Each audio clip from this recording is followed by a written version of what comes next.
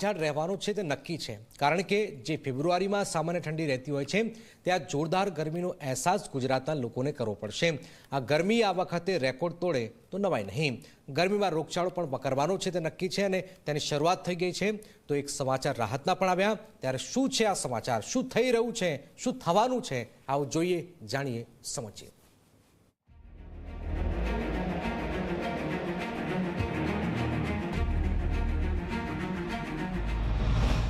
ગુજરાતમાં ગરમી તોડશે નવા રેકોર્ડ।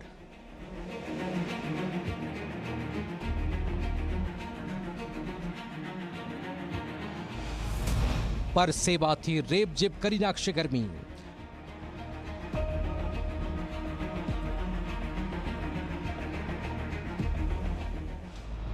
આકાશમાંથી વરસશે અગનગોળા।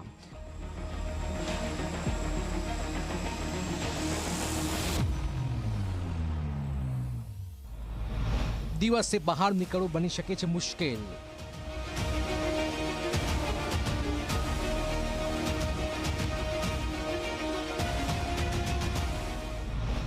હોસ્પિટલો ઉભરાઈ જાય તેવી હશે ગરમી।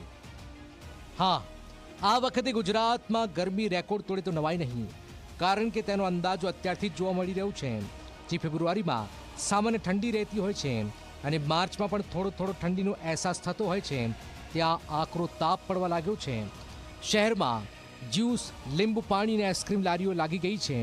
આ લારીઓ શહેરીજનોની ભીડ પણ જમવા લાગી છે।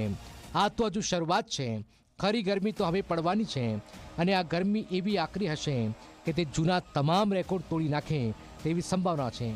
દિવસે બહાર નીકળવું મુશ્કેલ થઈ જશે। આકાશમાંથી અગનગોળા વરસતા હોય તેવો અહેસાસ થશે।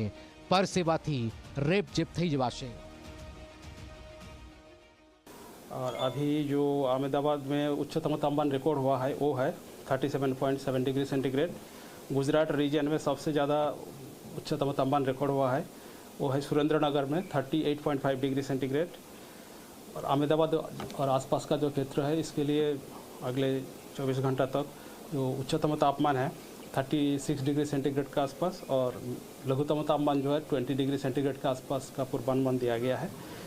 ગુજરાતમાં ગરમી ત્રાળ પાડવાની છે, એવી ગરમી પડે તેવી શક્યતાઓ છે કે હોસ્પિટલો પણ દર્દીઓથી ઉભરાઈ જશે અને તેની શરૂઆત પણ અત્યારથી થવા લાગી છે।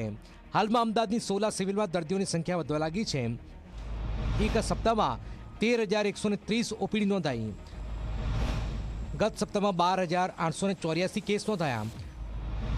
4,246 દર્દીઓને દાખલ કરાયા।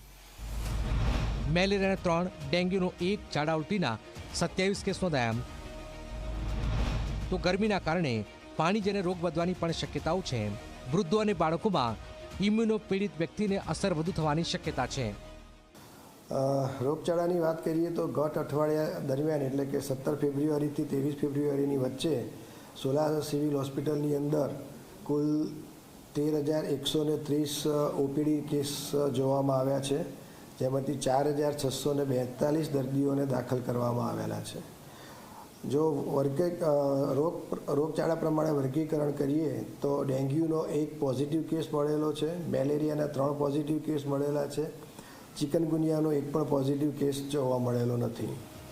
ડોક્ટર્સ હાલમાં વધારેમાં વધારે પાણી પીવાની અને સુતરાઉ કપડાં પહેરવાની સલાહ આપી રહ્યા છે, પણ આ તો હજુ શરૂઆત છે। ખરી ગરમી તો માર્ચમાં જોવા મળવાની છે। માર્ચ જેમ જેમ આગળ વધતો જશે તેમ તેમ ગરમીનો પારો પણ ઉચકાશે। આ ગરમીમાં ગુજરાતીઓએ શીખવું પડશે, પરંતુ રાહતની વાત તો એ છે કે આગામી 1 દિવસ ગરમીથી થોડી રાહત મળવાની આગાહી હવામાન વિભાગે કરી છે। તાપમાનમાં 2 થી 3 डिग्रीનો પણ ઘટાડો થવાનું હવામાન વિભાગનું અનુમાન છે। आने वाला अगले 7 दिन तक मौसम ड्राई रहेगा और जो लघुतम तापमान है इसमें ज़्यादातर परिवर्तन नहीं होगा, मतलब एनएलसी में रहेगा 1 से 2 डिग्री सेंटीग्रेड के अंदर ही वो चेंज रहेगी। और जो हमारा उच्चतम तापमान है इसमें 2 से 3 डिग्री सेंटीग्रेड टेम्परेचर डाउन होने का पूर्वानुमान है अगले 3 दिन तक। उसके बाद फिर एनएलसी में रहेगा। ગરમીમાં આ ઘટાડાનું કારણ ઇન્સ્યુસર્ડ લો પ્રેશર અને ટ્રફ સક્રિય થયું છે તે છે। તો ઉત્તર ભારતના પહાડી રાજ્યોમાં થયેલા બરફના વરસાદના કારણે ગરમી થોડી ઘટી છે। જો કે એવું ન સમજવું કે આ વખતે ગરમી ઓછી રહેશે। ગરમી તો કાળઝાળ પડવાની જ છે અને એના માટે આપણે સૌએ સજી ધજીને તૈયાર રહેવું જ પડશે। Bureau report Zee media.